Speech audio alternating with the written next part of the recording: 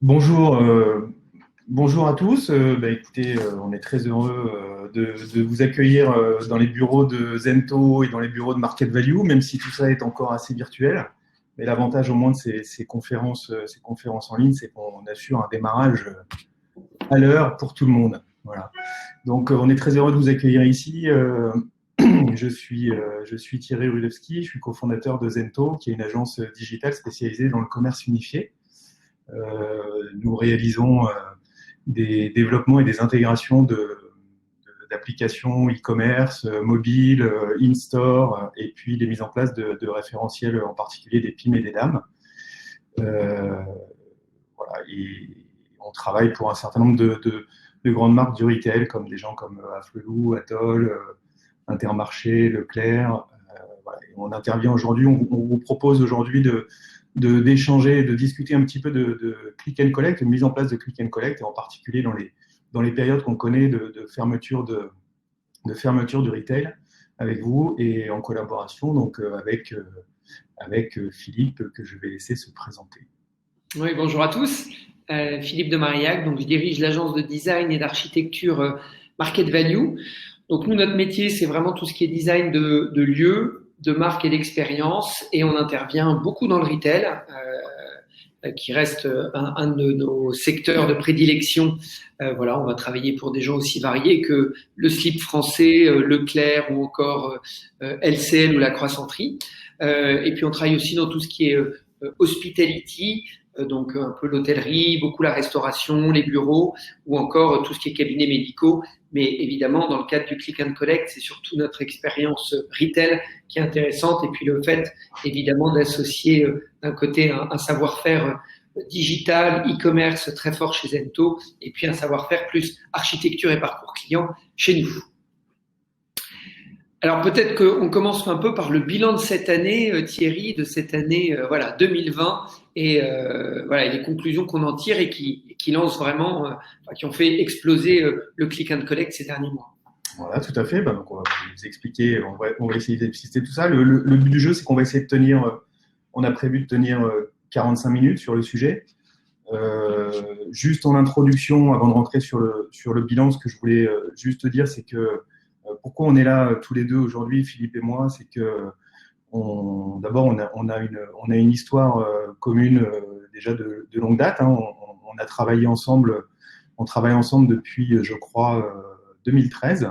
On a réalisé un certain nombre de projets ensemble. Philippe sur son métier de design et d'architecture retail, et nous sur l'apport de solutions digitales. On a travaillé ensemble sur des comptes comme Leclerc, par exemple, des îles Paul Ricard, chez Franck Provost, Jean-Louis David, etc., sur un certain nombre de sujets où nous, on apporte la brique digitale et Philippe, la brique, on va dire, architecture et physique. Voilà. Donc, c'était important parce que pour nous, le click and collect, c'est souvent un sujet qui est pris soit par un angle qui est l'angle digital, soit par l'autre angle qui est l'angle physique, architecture. Et nous, on pense, pourquoi on est là aujourd'hui, c'est parce qu'on pense, et je pense que c'est évident pour tout le monde, que le click and collect est un sujet global qui prend en compte une partie qui est une partie digitale, c'est-à-dire comment je vais passer ma commande en ligne, et puis une partie physique qui est comment je vais venir la récupérer. Et pour nous, cette expérience, c'est une expérience unique. Donc, comme du côté de nos clients, forcément, ce sujet-là est traité dans sa globalité, il nous semblait aussi important que nous, on puisse apporter une réponse pour traiter ce sujet-là également en globalité.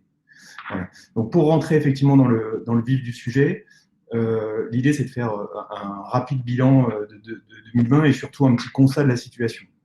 Aujourd'hui, le e-commerce, d'une façon globale, est dans une période qui est une période normale, on va dire, hors Covid.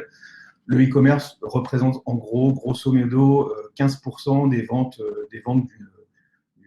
d'une enseigne classique ou d'une marque classique qui a un réseau physique et des canaux de vente digitaux. Sur ces 15%, on peut dire qu'avant crise, on était globalement à la moitié de ventes sur du click and collect, c'est-à-dire en gros 7,5%, on va dire, du total des ventes. Donc, bien évidemment, c'est pas ça qui va faire vivre l'enseigne, mais c'est pas ça qui va aider à se développer. Mais bien évidemment, c'est quand même un sujet important. D'autant plus important que pendant cette crise Covid en 2020, on a vu une explosion du e-commerce, quelquefois ou en moyenne même multiplié par 4, c'est-à-dire que le e-commerce, là où il représentait 15%, s'est mis tout d'un coup à représenter autour de 60%. Le click and collect a forcément suivi et il a représenté la moitié de ça, c'est-à-dire autour de 30%. Donc on est passé de 7,5% à 30% sur une période de crise. Alors bien évidemment, quand on va, et on espère tous un retour à la normale assez rapidement, après 4 ou 5 confinements, on verra, mais il est assez probable que tous les clients qui ont testé pour la première fois pendant la crise du Covid et qui ont essayé ce genre de dispositif ne vont pas tous revenir en arrière. Cette année 2020 qu'on a terminée, elle est donc une année qui a été une année de stress test, on va dire, c'est-à-dire pour tous les gens qui avaient déjà mis des dispositifs en place et ils étaient nombreux, ça a poussé aux limites l'ensemble des dispositifs qui étaient déjà là, jusqu'à créer pas mal de difficultés, puisque la difficulté n'était pas tellement de prendre la commande en ligne, mais de venir la rechercher derrière physiquement dans les magasins. Je pense que tout le monde a expérimenté comme nous, par exemple, le fait de devoir se lever à 5h ou 6h du matin pour essayer de trouver un créneau, le créneau dans la journée qui n'était pas encore pris pour aller chercher ses courses au drive. Et puis, donc ça a été une année de stress test pour tous ces sujets-là, mais qui ont tenu, bon gré, mal gré. Et puis, ça a été aussi une année, on va dire, de révélation pour toutes les enseignes qui n'avaient pas encore ces canaux à leur disposition. Nous, on l'a vu dans notre activité, puisque l'an dernier, on a été sollicité très fortement par un certain nombre d'enseignes qui nous ont demandé de mettre en place ces canaux digitaux, et en particulier le click and collect.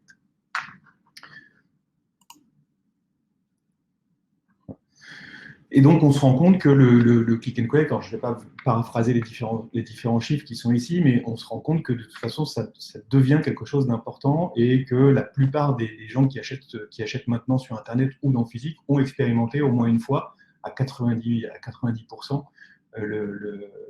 43%, pardon, le sujet du click and collect. Voilà, je ne vais pas non plus paraphraser ces différents chiffres, mais on voit bien effectivement que les ventes sur Internet des principales plateformes, ou des plus grosses plateformes, on va dire, là en l'occurrence, c'est principalement des marketplaces, ont explosé pendant l'année 2020. Alors, bon, bien évidemment, on va expliquer cet engouement d'une façon générale. Mais il est évident que je pense que je vais enfoncer les portes ouvertes en disant que, bien évidemment, c'est lié à cette période de crise qu'on a traversée et qui fait que tout d'un coup, le seul canal qui était disponible, c'était le canal digital et éventuellement le canal de click and collect quand on pouvait sortir de chez soi et aller récupérer une marchandise dans un point de vente qui était plus ou moins bien organisé. Donc, il y a des avantages, il y a un certain nombre, bien évidemment, d'avantages pour l'enseigne de click and collect, et il y a des avantages qui sont bien évidemment aussi pour le consommateur. Et je crois que Philippe, tu vas nous expliquer peut-être en détail. Oui, absolument. Non, mais c'est vrai que d'abord, la bonne nouvelle, c'est que le développement du click and collect, évidemment, il est fort compte tenu de la période, mais il était déjà là, il s'est surtout accéléré. Donc, c'est encore une fois, cette crise, elle a accéléré un certain nombre de phénomènes, dont cette explosion du click and collect. C'est aussi une très bonne nouvelle pour les retailers, parce que finalement, le click and collect, c'est la force des retailers un peu traditionnels qui peuvent marier la proximité, l'efficacité d'un magasin avec aussi la vente online. Donc, pourquoi est-ce qu'à un moment, il y a eu un tel engouement au niveau des clients ? La première chose, c'est le gain de temps. C'est vrai que quand à un moment, vous avez de plus en plus de retailers, là on a mis Darty en exemple, mais qui vous garantissent qu'entre votre commande et le moment où vous allez rechercher le produit dans le magasin, il s'écoule qu'1 heure ou que 2 heures. Donc voilà, c'est d'une efficacité folle. Vous travaillez, vous sortez de votre boulot, hop, 1 heure ou 2 heures après, vous allez récupérer le produit. Donc ça, c'est la première raison de cet engouement. La deuxième, c'est évidemment la livraison gratuite. 43% des clients qui ont acheté online et choisi le click and collect l'ont fait du fait de la gratuité, il n'y a pas de frais de livraison.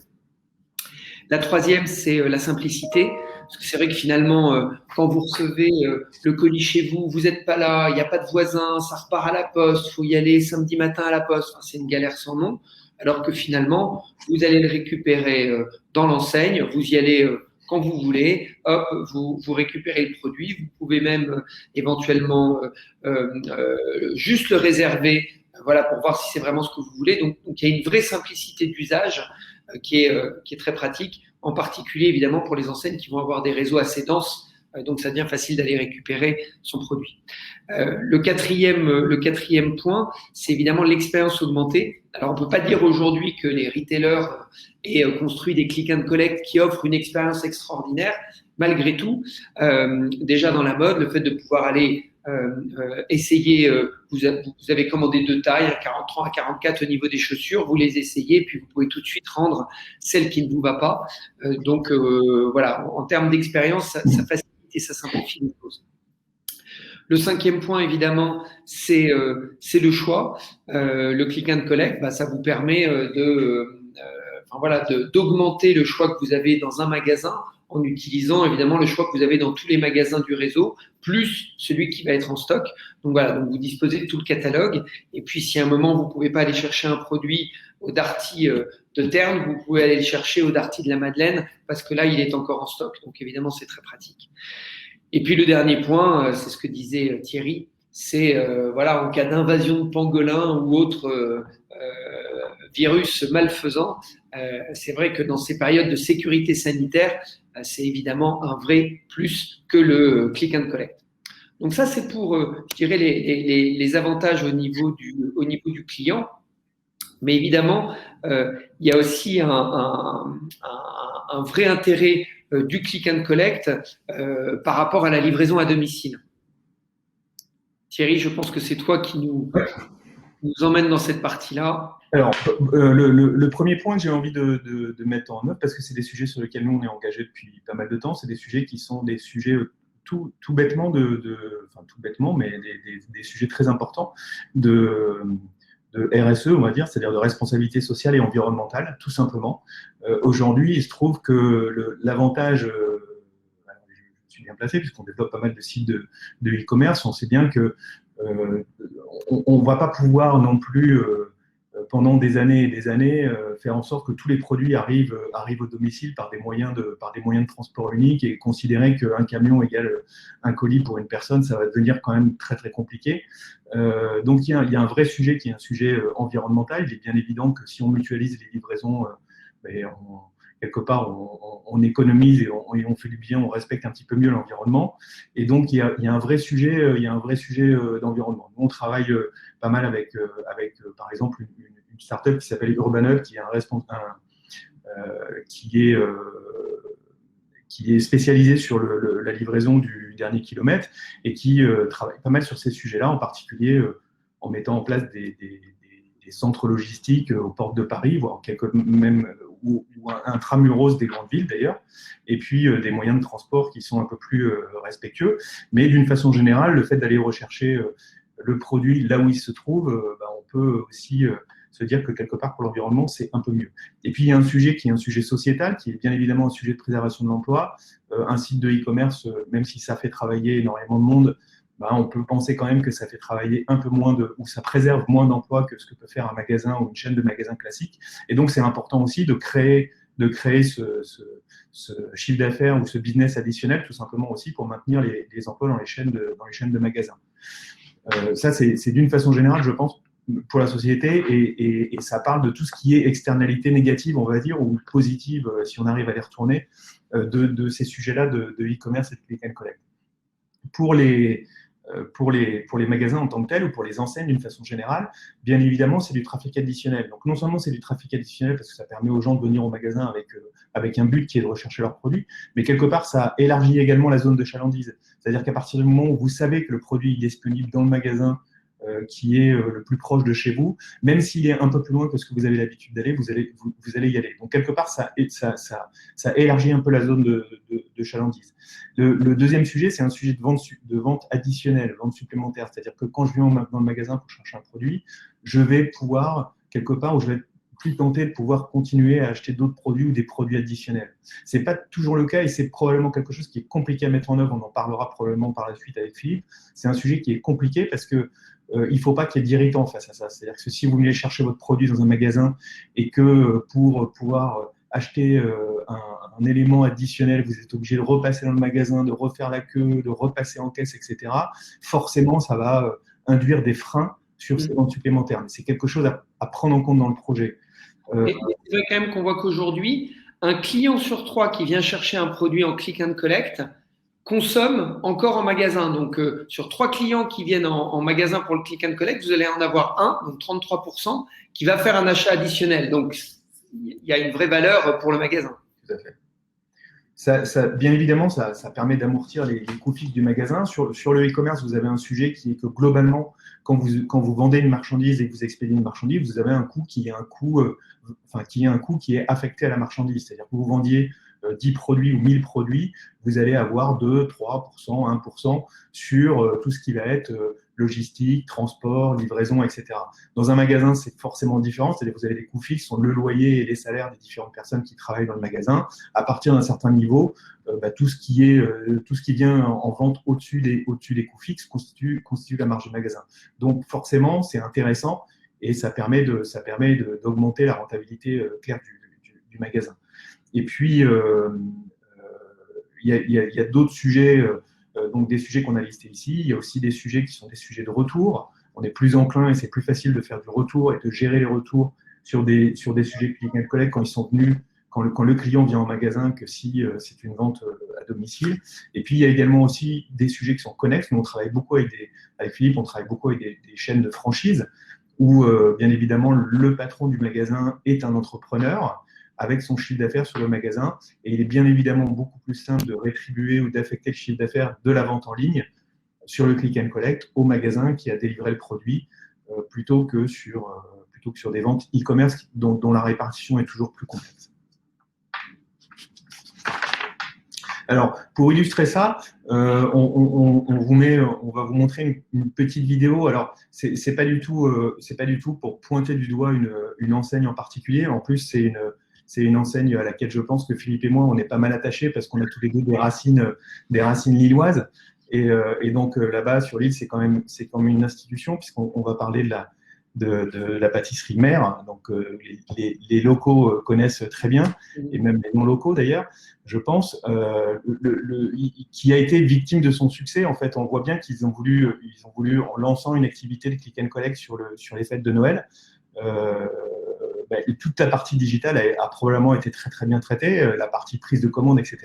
Par contre, ils ont été dépassés par le succès de l'opération et par ce qui s'est passé derrière, que je vais vous montrer tout de suite si j'arrive à naviguer. Voilà, là-dedans.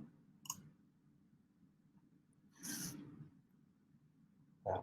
Et donc, vous verrez un petit peu ce qui s'est passé sur la période des fêtes. Donc ça, c'est une vidéo qui a été diffusée sur les sites de la Voix du Nord au moment des fêtes et qui montre tous ces gens qui sont venus chercher leurs commandes, qui sont venus chercher les commandes qui avaient passé en ligne.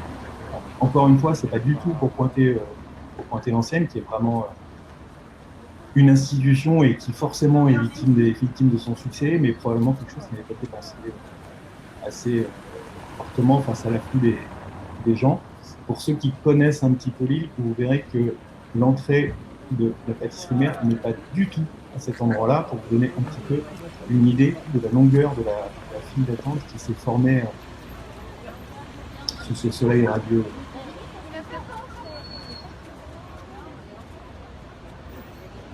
Je t'entends pas, Philippe, moi je sais pas si c'est...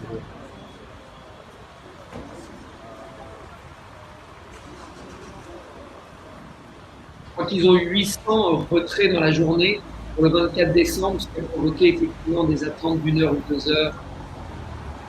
Des minutes. Voilà, donc là vous êtes... je ne sais pas si on va mettre la vidéo jusqu'au bout, mais en fait la queue fait vraiment intégralement le tour du café de Noël.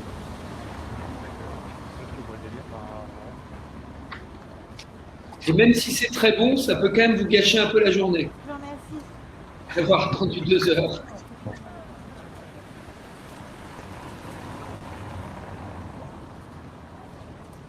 Moi, j'en connais certains dans ma famille qui ne font pas demi-tour dans la queue pour avoir des beaux péchés. Bon, évidemment, c'est un cas excessif, mais on l'a vécu tous dans plein d'autres enseignes, des Fnac, King Jouet et autres. Voilà, malheureusement, aussi ce genre d'adaptation plus que la période de fête de Noël, particulièrement. Voilà. Bon, je vais revenir sur la présentation. Je vais revenir sur la présentation. Donc, une fois qu'on a fait ces différents constats, qu'on a posé faut bien que la présentation va bien venir.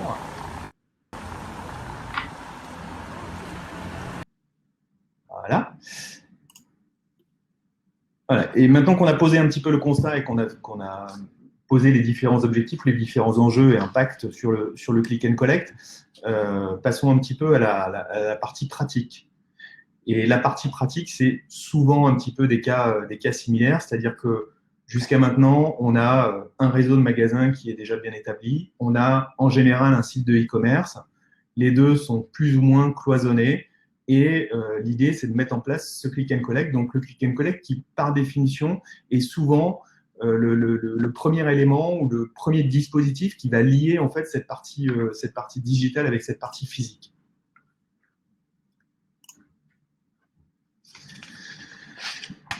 Voilà. Donc, qu'est-ce qu'on fait? On a un site de e-commerce. Donc, la première chose, c'est d'ajouter ce fameux module Click and Collect. Alors, il y a différentes solutions qui existent pour ajouter ce module Click and Collect. Il y a des solutions qui sont directement,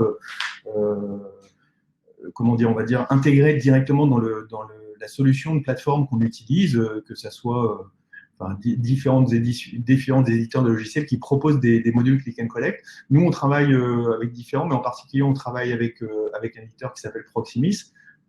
On est en train de mettre en place justement un gros projet de Click and Collect et de e-commerce pour une enseigne qui s'appelle Stockomanie, qui a à peu près 130 magasins.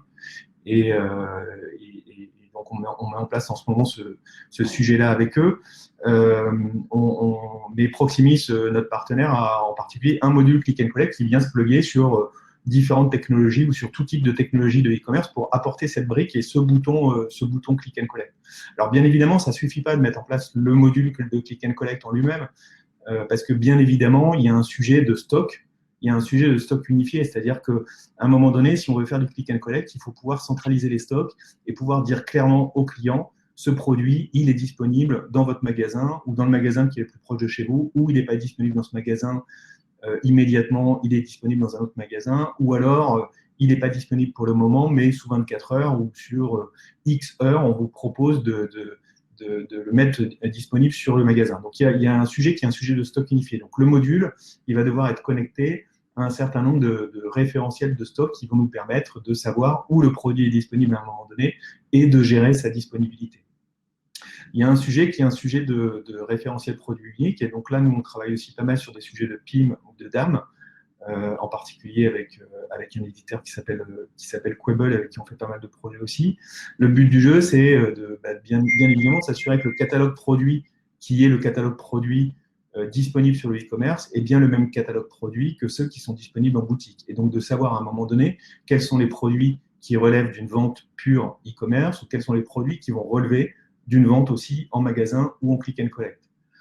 Ce qui est la cerise sur le gâteau, bien évidemment, c'est de pouvoir connecter ça à un CRM et de faire en sorte de la même façon qu'un client qui est un client fidèle en magasin est aussi reconnu par le site de e-commerce ou inversement, c'est-à-dire que je me connecte sur mon espace sur le site de e-commerce, je prends du click and collect, je viens chercher le produit en magasin et idéalement, je peux présenter ma carte de fidélité qui va me permettre, par exemple, de profiter du programme. Voilà. Bien évidemment, ce qui est intéressant derrière, c'est de sonder et de vérifier que le client est satisfait de son expérience. Ça, c'est pour la partie, on va dire, en ligne. Sur la partie magasin, il y a bien évidemment un certain nombre aussi de choses à prendre en compte. La première chose, c'est d'accueillir le client. Et donc là, il y a plusieurs façons de faire. Soit c'est tout simplement de la signalétique pour bien indiquer au client quand il arrive en magasin à quel endroit se trouve le point de retrait click and collect. Ça a l'air un petit peu basique dit comme ça, mais c'est tellement peu rencontré dans la réalité. Je pense qu'on a tous été confrontés à ce sujet-là. On rentre dans un magasin, on vient chercher un produit et on est incapable de savoir où il faut aller chercher. On peut mettre en place des bornes d'accueil où, par exemple, on va permettre au client de s'enregistrer ou de dire « je viens chercher mon produit » pour que automatiquement ça lance en back-office la mise à disposition du produit et qu'on sache que le client est arrivé. Bien évidemment, il y a un sujet qui est un corner d'accueil, et donc un comptoir qui va être dédié pour accueillir le client et lui faciliter ou lui simplifier l'attente, donc faire en sorte que voilà, on n'attende pas plus de temps sur le click and collect que si on était venu classiquement chercher le produit en magasin. Et puis, il y a un sujet de retour. Enfin, je pense qu'on a aussi tous été confrontés à ça. Moi, à titre personnel, j'ai acheté un manteau de moto il n'y a pas très longtemps. Je me suis dit, je vais l'acheter en click and collect. Je vais venir le chercher dans l'enseigne. Je suis venu le chercher dans l'enseigne. Manque de peau, le manteau était trop grand. J'ai voulu le rendre au magasin pour qu'il me donne la taille en dessous. Et non, il a fallu que je reparte sous le bras avec mon colis pour que je l'envoie à la poste et je le renvoie à la division e-commerce. Bien évidemment, ça, c'est des expériences qui sont tout simplement plus possibles aujourd'hui et plus compréhensibles pour un client et qui font, à mon avis, beaucoup de mal. Voilà. Et puis après, il y a tout ce dont parlait Philippe tout à l'heure autour de l'expérience augmentée et puis tout ce qu'on peut faire en termes de vente additionnelle avec un client qui est déjà rentré dans le magasin à un moment donné. Donc là, on était sur un parcours très transactionnel. Il y a aussi la dimension un peu plus relationnelle. Nous, on se qualifie souvent comme designer de relations. Comment est-ce qu'à un moment, dans un magasin et online, on crée une relation entre la marque et le client? Et là aussi, il y a des choses où on peut aller plus loin que déjà simplement d'améliorer l'expérience basique click and collect. Ce qui commence à se mettre un petit peu en place et à mon avis va se développer fortement, c'est quand j'achète en ligne de pouvoir aussi bénéficier du conseil d'un vendeur.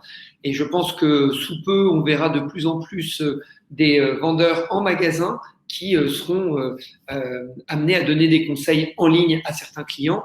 Et on voit déjà des expériences aux États-Unis de ce qu'on appelle le live shopping, et notamment la marque de beauté Credo fait beaucoup ça. Donc voilà, la conseillère de vente ou l'animatrice de la marque est en magasin et puis elle chatte ou discute en visio avec un client ou avec une cliente plutôt pour la conseiller. Donc ça, c'est un premier élément pour développer les relations en magasin. La deuxième, c'est l'expérience augmentée et on retravaillera beaucoup on en parlera beaucoup en dernière partie de ce webinaire. Mais c'est vrai que voilà, ça peut plus simplement être un lieu où j'arrive, je récupère mon colis et je m'en vais. Il faut absolument booster l'expérience là-dessus. Et j'ai une cliente il n'y a pas très longtemps qui me disait dans son brief de concept magasin, elle me disait, je veux que mon click and collect, ce soit le plus bel endroit du magasin. Voilà. Et en tout cas, je trouvais que c'était une façon intéressante tout d'un coup de prendre le sujet autrement et de se dire, j'ai vraiment me différencier sur cet élément du parcours client qui est fort et je veux booster au maximum l'expérience. Et puis le dernier point, c'est après, comment est-ce que je garde le contact? On a pas mal travaillé avec L'Oréal sur tout ce qui est comment est-ce que les coiffeurs gardent le contact une fois que les clients sont partis, voilà, et notamment sur les produits type shampoing, etc. Comment est-ce que voilà, j'ai acheté en magasin, comment est-ce que je peux garder ça? Pareil chez Darty où il y a toute une communauté SAV qui s'est créée. Et donc là aussi, vous pouvez avoir acheté un produit en click and collect et puis on peut continuer à vous suivre en vous envoyant des tips d'usage, etc. Donc à nouveau, la relation, on peut la nourrir, on peut l'enrichir et aller au-delà de simplement la dimension transactionnelle. Mais si déjà on améliore la dimension transactionnelle, on développe vraiment bien l'expérience de retrait, d'essayage, etc., et qu'on rajoute de la relation, je pense qu'on peut faire des choses très très fortes et différenciantes au niveau du click and collect. Alors ensuite, la question, Thierry, c'est qui doit-on s'adresser? Voilà, est-ce que c'est la direction commerciale qui doit prendre en main ces sujets-là ou est-ce que c'est plutôt la direction IT et digital?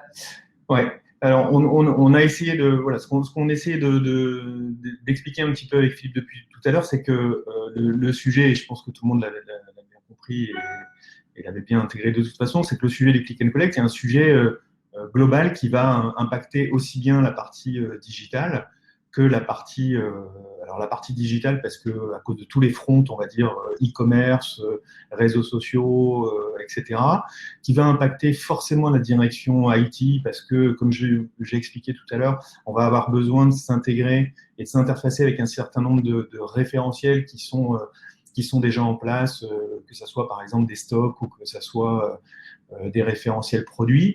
Et puis, bien évidemment, les directions commerciales ou les directions des réseaux qui, eux, vont prendre en charge tous les aspects probablement, on va dire, déploiement, organisation des forces de vente dans les magasins ou dans le réseau. On peut même rajouter également, bien évidemment, la supply chain avec tout ce qui est logistique, etc., et qui va devoir peut-être s'organiser d'une façon un petit peu nouvelle pour pouvoir traiter le sujet de click and collect. Donc, l'idée, c'est de faire parler un petit peu tout ce monde-là sous la responsabilité de tout le monde pour que le sujet se passe bien. Et donc, on ne peut pas le traiter. Nous, il est bien évidemment que quand nous, on intervient, on va traiter le sujet d'un point de vue digital ou IT. Et Philippe va probablement le traiter aussi, lui, d'un point de vue physique. Donc, l'idée qu'on a développée avec Philippe et dont on voulait parler aujourd'hui, c'est que nous, on a mis en place une proposition qu'on a appelée Click and Brick et qui est une réponse en fait à ce besoin de traiter le click and collect de façon transverse et de façon globale. Donc nous, en apportant notre expertise digitale, Market Value en apportant son expérience physique. Donc on a essayé de développer donc une proposition de valeur autour de ce sujet-là, en se disant bah voilà, nous on va adresser le sujet digital, c'est-à-dire comment je peux rajouter de façon cohérente une expérience en ligne qui va permettre à mes clients de bénéficier de ce click and collect et avec l'apport des équipes de Philippe et de Market Value, comment je vais pouvoir valoriser cette expérience dans mon magasin, faire en sorte que l'expérience elle soit vraiment jusqu'au bout une expérience satisfaisante pour le client sans rajouter bien évidemment d'irritants. Et puis aussi tout simplement en organisant un petit peu ou en formant les forces de vente qui jusqu'à maintenant ne connaissent pas le sujet et n'ont pas l'habitude dans leur métier au quotidien de traiter également ce sujet-là. Voilà. Et donc tout cela, tout ce qu'on a mis en place, le but du jeu, c'est d'en faire bien évidemment une expérience nouvelle et une expérience réussie, d'une façon générale. Alors là, je vais encore présenter cette partie-là. Et comment on mesure justement la réussite de cette expérience? Alors, on a beaucoup travaillé, que ce soit nous chez Zento ou ensemble avec Market Value, on a travaillé un certain nombre bien évidemment de déploiement et de mise en œuvre de ces solutions-là, mais également des solutions de POC, c'est-à-dire à un moment donné, on va faire un prototype, on va tester ça sur un certain nombre de magasins, on va traiter ça sur un certain nombre de clients. Et la difficulté dans ces POC, c'est de se dire à un moment donné, j'arrête le POC et je passe à une phase de déploiement. Qu'est-ce qui a fait que mon expérience, elle est réussie sur mon POC? Et on voit beaucoup de petits sujets comme ça, de prototypes de POC qui, au bout d'un moment, sont arrêtés, qui réussissent, mais qui sont arrêtés et qui sont déployés, mais dont la difficulté réside dans la capacité à prendre la décision de déployer. Et donc, nous, on pense qu'il y a un certain nombre d'indicateurs qu'il est important de prendre en compte et que les clients, par exemple, ont manifesté dans cette étude qu'on a sourcée de chez Lengo. On voit bien qu'est-ce qui fait l'expérience réussie du côté du client. Lui, les deux indicateurs qui sont les plus importants pour le client et dont on parlait déjà tout à l'heure, c'est le fait déjà de recevoir une alerte sur le fait que mon colis est disponible, c'est-à-dire d'être informé sur le fait que mon produit, à un moment donné, est disponible et pas être obligé de relancer l'enseigne ou de venir dans le magasin sans être bien sûr que mon produit est disponible. Et puis également tout ce qui est retour. Et je pense que c'est vraiment ça qui fait la force, bien évidemment, d'un réseau par rapport à une marketplace qui va être purement digitale. C'est cette capacité à un moment donné, pouvoir servir le client non seulement en lui délivrant la commande qu'il a passée sur le e-commerce, mais également en lui permettant de faciliter son retour si jamais il veut retourner ce produit-là. Et c'est en particulier vrai, bien évidemment, dans tous les sujets qui tournent autour de la mode. Ensuite, bien évidemment, il y a ce fameux irritant de retrait sans file d'attente, puisque à partir du moment où je prends le click and collect, je ne m'attends pas à faire la queue dans le magasin. Et on a encore vu ça, même entre les confinements, on a tous expérimenté ça au moment des fêtes de Noël, dans un certain nombre de retraits où on se rend compte que voilà, j'arrive en magasin, mais j'ai plus de queue au corner de click and collect que ce que j'aurais si j'étais passé en caisse. Et même pire que ça, moi j'ai vu aussi des enseignes dans lesquelles il y a des armoires de retrait de marchandises qui sont automatisées et qui ne fonctionnent pas. Et donc, il y a une magnifique armoire dans laquelle il n'y a rien du tout et les gens qui sont une centaine à attendre au point de retrait. Donc ça, c'est vraiment bien évidemment le sujet qui est important. Et après, on voit les temps d'attente qui sont aussi le quatrième indicateur, mais loin derrière. C'est-à-dire qu'à la limite, en retrait en moins d'une minute, c'est très bien. S'il faut attendre 2, 3, 5 minutes, ça peut se comprendre à partir du moment où les autres indicateurs sont traités correctement. Voilà, donc maintenant, on va passer, après avoir regardé tout ce sujet-là de façon globale, on va s'attaquer un petit peu au sujet du parcours client en magasin. Et donc là, Philippe, c'est ton Exactement. domaine d'expertise. Je vais passer la main là-dessus. Alors, par rapport au parcours client en magasin, on voulait soulever, enfin voilà, aborder quelques points avec vous. Le premier, c'est celui de l'emplacement. Hop, ça allait un peu vite. C'est celui de l'emplacement du comptoir Click and Collect. Alors attendez, hop, je me mets sur la bonne page. Voilà. Donc c'est celui de l'emplacement du Click and Collect. Il y a encore assez récemment, moi j'avais pas mal de clients qui m'expliquaient à quel point il fallait vraiment que ce soit à l'entrée du magasin pour que le client qui est venu jusqu'au magasin soit pas obligé de faire le tour du magasin, etc. Je pense que ça n'est plus réaliste. Pourquoi ça n'est plus réaliste? Parce qu'en fait, il faut absolument que le comptoir Click and Collect il soit près de la réserve. Il y a aujourd'hui tellement de volume à traiter que vous ne pouvez pas avoir, en plus de la manutention à l'intérieur du magasin, où vous allez chercher les produits qui sont en réserve pour les mettre à l'avant du magasin. Donc évidemment, si vous avez un accès de votre réserve à l'entrée du magasin, là c'est génial. Mais je pense qu'il faut, voilà, il faut surtout en revanche que la chaîne logistique soit très très efficace pour que, voilà, depuis l'endroit où c'est rangé dans la réserve et l'endroit où on le donne aux clients, voilà, ce soit aussi court que possible. Et puis en plus, vous savez jamais quand va venir un client. Il peut venir 1 heure après avoir commandé, il peut venir 15 jours plus tard. Et donc, voilà, je pense que la proximité de la réserve pour placer le click and collect est très importante. La deuxième chose, c'est favoriser la prise de rendez-vous, parce que là aussi, on l'a vu pour un certain nombre d'enseignes. Voilà, tout le monde vient au même moment, donc il faut essayer de temps en temps, quand c'est possible, de favoriser de la prise de rendez-vous, donner des créneaux, voilà, pour lisser un peu le flux. C'est quand même pratique. Et puis là aussi, ça peut permettre, au niveau de la manutention, de préparer un peu les colis pour que, voilà, la remise du colis soit aussi efficace que possible. La troisième chose, c'est que ce soit visible dès l'entrée. Effectivement, c'est certainement. Alors, on ne peut pas rendre tout visible depuis l'entrée, mais aujourd'hui, le click and collect, voilà, c'est vraiment un élément clé à mettre en avant pour que le client, dès qu'il arrive, hop, il sache où aller. Donc, soit vous avez un corner qui est quelque part dans le magasin visible depuis l'entrée, il faut le magnifier, lui donner une certaine puissance. Soit il n'est pas visible depuis l'entrée, et à ce moment-là, ben, il faut organiser le parcours signalétique pour que ça fonctionne dès le départ. Et puis, le quatrième point, c'est celui de la queue virtuelle.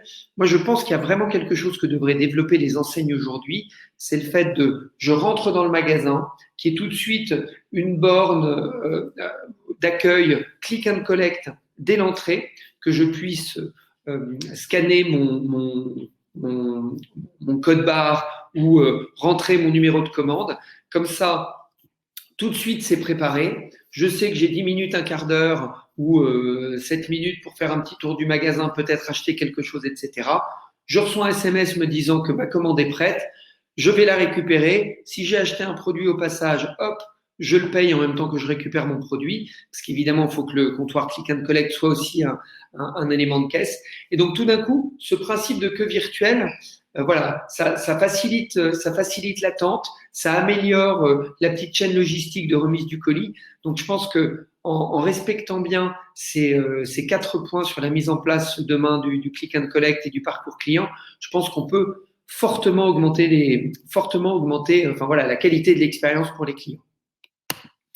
Donc ça, c'était pour voilà un petit peu ce qu'était une expérience réussie. Et puis aujourd'hui, au moment où tout le monde est en train d'investir sur le click and collect, va se poser de plus en plus la question de comment se différencier. Je pense que déjà aujourd'hui, vous pouvez vous différencier juste en faisant les choses bien en tant que retailer, parce que malheureusement, c'est très très rare aujourd'hui que l'expérience soit vraiment bien traitée. Mais demain, il faudra aller plus loin et puis apporter voilà, des éléments de différenciation dans l'expérience Click and Collect. Alors, on a pris quelques exemples pour illustrer ce que ça pourrait être. Donc, le premier exemple, c'est celui de Zara. C'est tout ce qui est retrait automatisé. C'est vrai que, alors, ça peut pas se prêter à tous les types de produits. Là, évidemment, on est sur du textile, donc c'est des petites boîtes, c'est des petits conditionnements, donc c'est assez facile.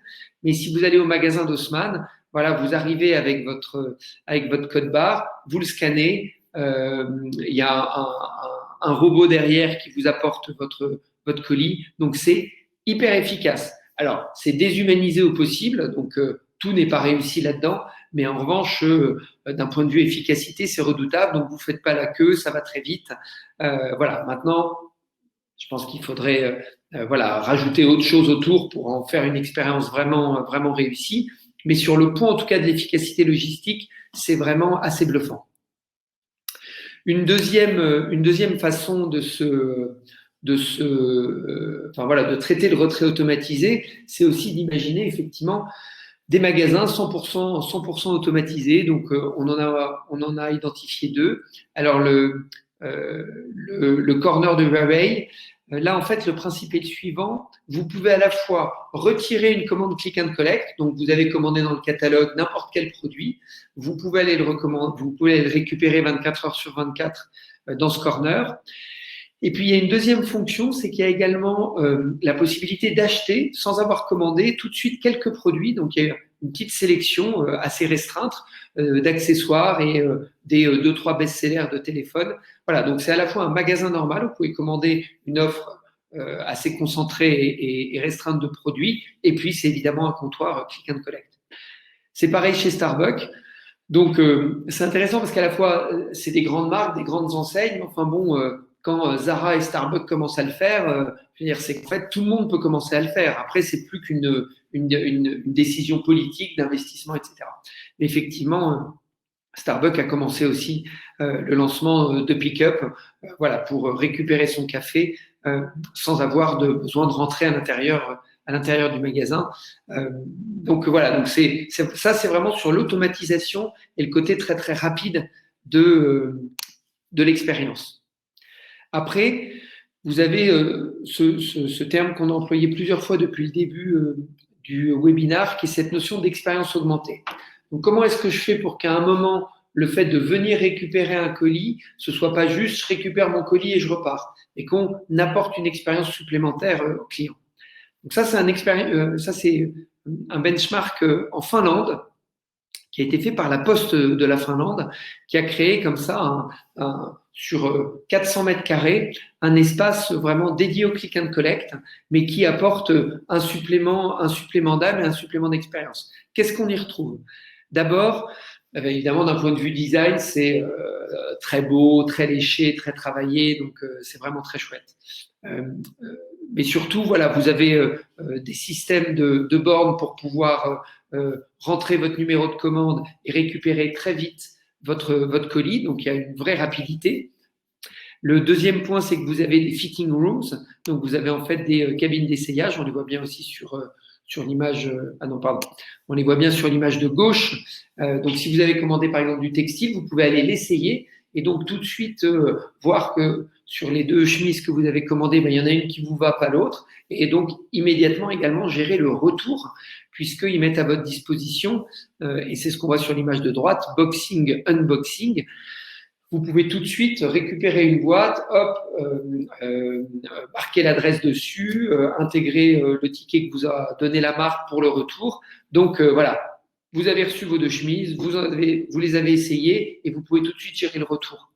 De même qu'il y a aussi toute une dimension recyclage, puisqu'effectivement, on le vit tous, quand on reçoit à la maison ou quand on retire en click and collect, tout a été surpackagé, vous avez beaucoup de cartons, etc. Et là, vous avez un espace où vous pouvez tout de suite recycler le carton que vous avez récupéré. Donc voilà, ils ont vraiment pensé à toute la chaîne du click and collect. C'est à la fois très beau et puis très bien pensé. Donc ça, c'est la Poste en Finlande. Alors après, on va aller du côté de la beauté. On est chez Harrods. Donc évidemment, là, on est un peu dans le monde du luxe. Donc ils sont allés un cran plus loin que tout le monde, mais on peut malgré tout, même pour des enseignes plus mass market, en tirer plein d'enseignements. Donc le principe, c'est qu'il y a un espace, et on le voit à droite, entièrement dédié au click and collect, qui est très qualitatif, très sympa. Et puis ensuite, vous pouvez accompagné par la personne qui va vous remettre votre colis. Vous pouvez essayer le produit, c'est des produits de beauté. Il y a quelques espaces pour essayer les produits qu'on vous a donnés. Et puis, on peut aller au bout de l'expérience. Et pour certains clients qui ont commandé beaucoup, terminer l'expérience par une petite coupe de champagne. Voilà, donc que ce soit à la fois chic et fort sympathique. Après, il y a cette fameuse gestion des retours qui est un point qui est… L'exemple de Thierry était vraiment éloquent sur son manteau de moto, qui est mais hyper maltraité par les retailers physiques, quoi. Pour l'instant, ça n'est pas traité, alors que c'est un élément qui a été vachement travaillé par les pure players du digital, pour qui c'est vraiment devenu un élément clé. On a de plus en plus enfin voilà, vous pouvez avoir tout de suite le ticket pour renvoyer, vous pouvez réutiliser la boîte que vous aviez pour renvoyer, le retour est gratuit. Enfin, il y a énormément de choses qui ont été travaillées. Et puis vous avez aussi, puisqu'on est sur ce mélange e-commerce et physique, ce qu'a fait Cézanne, c'est vraiment tout simple, mais avec la conciergerie générale de Cézanne, vous pouvez très facilement redonner votre produit. Donc, à nouveau, la gestion du retour, elle est hyper simple et puis, à nouveau, dans un environnement très qualitatif. Donc, on lutte contre les irritants et on fait de ces étapes du click and collect des points forts et saillants et vraiment valorisants de la marque. Voilà, je te laisse conclure, Thierry, avant les questions. Oui, merci Philippe, merci à tous de nous avoir écoutés déjà. On a respecté globalement le timing. J'espère surtout qu'on vous a apporté des éléments et des informations d'éclaircissement, même si j'imagine que le métier et la maturité des différentes personnes est bien évidemment différente, hein, comme sur tous les sujets. Voilà, donc le dernier message, on en a déjà parlé, c'est voilà, nous on est capable aujourd'hui d'apporter une offre et une réponse globale à ce sujet-là, à des entreprises qui bien évidemment veulent aussi traiter le sujet d'une façon globale. Voilà. Je vois qu'on a pas mal de, on va prendre quelques minutes, on a pas mal de questions là qui sont arrivées sur le chat, donc je vous remercie, qu'on va essayer de traiter. Alors je ne promets pas d'être capable de tout traiter avec Philippe dans le temps qui reste, mais on va essayer d'en prendre quelques-unes. Alors Philippe, peut-être que tu peux répondre à cette question-là. Le click and collect et le drive sont-ils traités de la même façon pour vous? Alors, c'est une question intéressante. Je pense qu'il y a pas mal de choses qui sont communes sur la gestion de l'attente. Et d'ailleurs, ce qui est intéressant en fait dans cette question, c'est si on regarde le drive, je pense que le drive devrait inspirer le click and collect en magasin. C'est-à-dire que dans le drive, vous arrivez, vous scannez tout de suite votre ticket.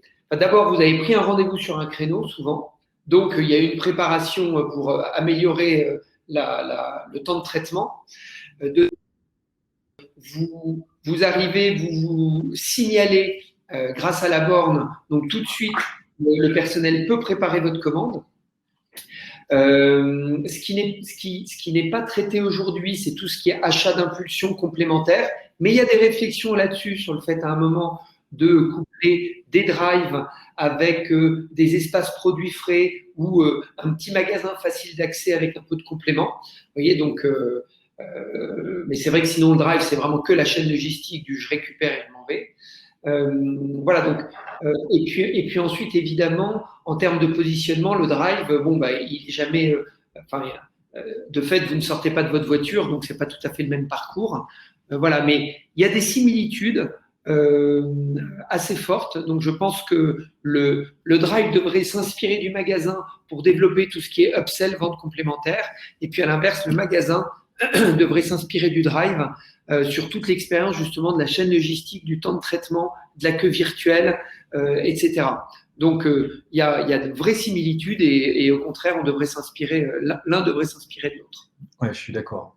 Moi, si je rebondis juste sur ce que tu dis, je pense effectivement qu'il y a pas mal de points communs et que le click and collect peut s'inspirer pas mal de ce qui est fait sur le drive. Je pense qu'il y a une différence majeure entre le drive et le click and collect, c'est qu'en général, le drive est traité comme un canal à part et comme un canal cloisonné. Et ce qu'on essaie de faire avec le click and collect, comme ce qu'on essaie de faire avec le e-commerce ou le magasin d'une façon générale, c'est justement d'essayer de mixer les canaux ou de fusionner les canaux en un seul canal. Et donc, la différence, en tout cas sur la partie digitale majeure sur ce sujet-là, c'est de laisser le client se faire sa propre expérience et choisir le click and collect, le magasin, le e-commerce, profiter du meilleur des deux, aller rechercher un produit en magasin et pouvoir, enfin en click and collect, et pouvoir terminer sa visite en magasin ou acheter supplémentaire en magasin, ce qui est pas le cas du drive, qui est vraiment un canal qui est, on va dire, relativement cloisonné. Et pour avoir travaillé sur le sujet avec un certain nombre d'enseignes de grande distribution, un des sujets effectivement majeurs demain, c'est de se dire, OK, je viens au drive pour rechercher ma marchandise, mais j'ai pas acheté par exemple les fruits parce que les fruits, je veux les voir et je veux les choisir.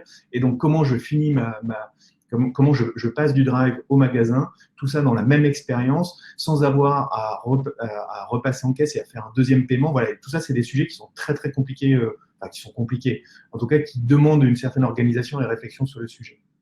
Complètement. Mais qui sont vraiment en cours de réflexion parce que les grands distributeurs vous disent beaucoup, si on parle notamment du drive alimentaire, c'est fou, j'ai un trafic extraordinaire sur mon drive qui ne bénéficie pas du tout à mon magasin. Comment est-ce qu'à un moment, je peux améliorer tout ça?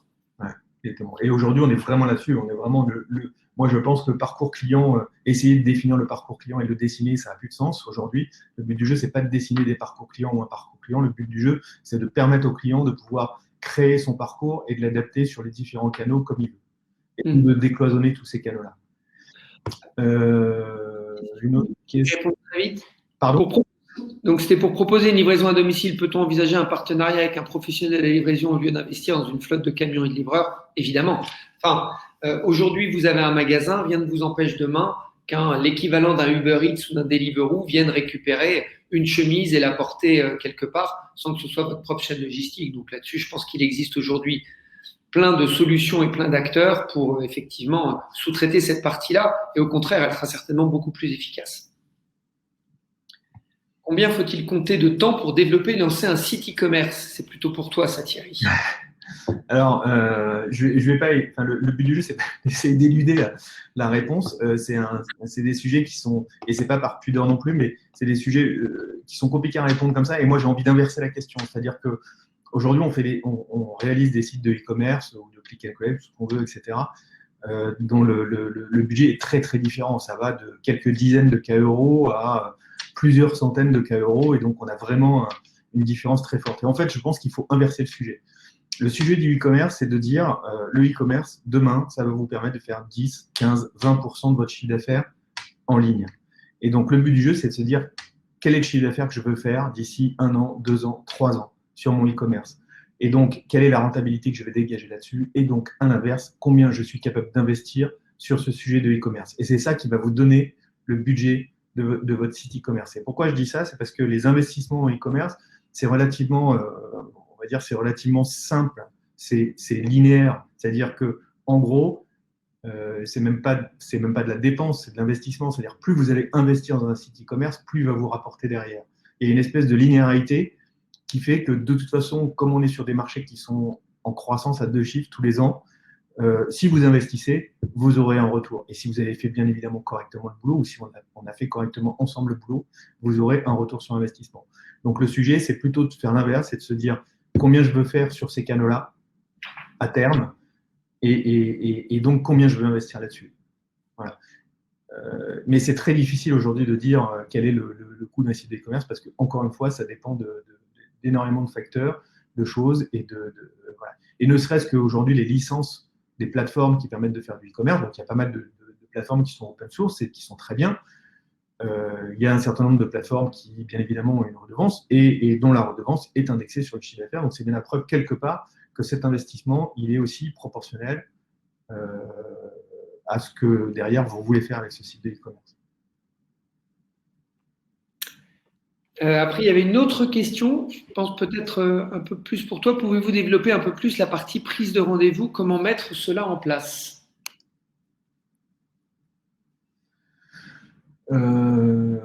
Oui, alors la prise de rendez-vous, je pense qu'elle nous concerne un petit peu tous les deux, parce qu'il y a un sujet qui est un sujet en ligne, et puis il y a un sujet qui est un sujet en magasin. Nous, il se trouve que alors, dans une activité de service, puisque par exemple pour le cas des salons de coiffure, Franck Provo en particulier, mais d'autres marques également, on a mis en place une application mobile avec de la prise de rendez-vous. Donc, c'est pas tout à fait du click and collect, c'est du click and service. Hein. Je viens dans le salon parce que je prends rendez-vous et je viens dans le salon. Bon, c'est pas très compliqué. Il y a un certain nombre de solutions aujourd'hui qui existent et qui peuvent être intégrées soit dans un site de e-commerce, soit dans une application mobile et qui permettent de gérer comme ça des plannings de rendez-vous, des plages de rendez-vous. Je pense d'ailleurs que tout le monde est en train, ou en tout cas un certain nombre de personnes les plus âgées aujourd'hui sont en train de l'expérimenter avec la prise de rendez-vous pour aller se faire vacciner. Et je pense que quelque part, c'est un peu le même sujet. Hein. Donc, ça nécessite de bien connaître les stocks à un moment donné, de bien connaître les disponibilités des équipes, les horaires possibles, et de caler ça sur un calendrier qu'on va mettre à la disposition d'un client et qui pourra accéder en ligne, sur lequel il pourra s'enregistrer pour venir chercher son produit. Et effectivement, je compléterai juste en disant que on voit bien qu'aujourd'hui, une partie de l'avenir du business des retailers, il est dans le service, dans le fait de vendre pas seulement des produits, mais de vendre aussi du service. Et donc, autour de ces notions de service, on parle beaucoup de commerce de précision, de personnalisation de la vente, etc. Donc, je pense que la prise de rendez-vous, ça va devenir un élément voilà, important du commerce à venir. Si vous prenez la beauté, on développe de plus en plus de rendez-vous, évidemment, chez le coiffeur, mais aussi dans les instituts, etc. Demain, vous irez chez un darty ou un boulanger, pareil, en prenant rendez-vous pour être sûr que quelqu'un vous conseille sur votre futur équipement de cuisine, etc., etc. Donc, voilà, en tout cas, c'est clairement quelque chose à développer. Et là encore, il faudra aussi le penser en termes de magasin. S'il y a une prise de rendez-vous et que je vais m'occuper d'un client, comment est-ce que je le reçois, comment est-ce que je l'accueille. Voilà, donc c'est au-delà du click and collect, comme le disait Thierry, mais clairement, ça va devenir là aussi une nouvelle façon de faire du commerce avec de la valeur ajoutée. Donc, à mon avis, c'est un passage obligé pour les années à venir. Bon, je pense qu'on va peut-être s'arrêter là. Il reste quelques questions auxquelles on n'a pas répondu. Bien évidemment, Philippe et moi sommes à votre disposition si vous voulez continuer les échanges un petit peu plus loin et si vous avez des questions sur lesquelles auxquelles on n'a pas pu répondre, bien évidemment. Et puis voilà, on sera très heureux d'échanger sur tous ces sujets-là avec vous, avec plaisir, de façon virtuelle ou j'espère un peu plus physique dans les semaines à venir. Exactement. Merci. Eh ben, merci à tous. Et puis effectivement, voilà, vous avez nos coordonnées dans le document, donc n'hésitez pas. Et puis même, on peut aussi être amené à refaire cette présentation si à un moment vous avez un projet en interne et que ça vous intéresse que, voilà, pour sensibiliser un peu tout le monde, on refasse cette présentation. Ce sera avec plaisir. Merci à tous. Merci. Au revoir. Au revoir.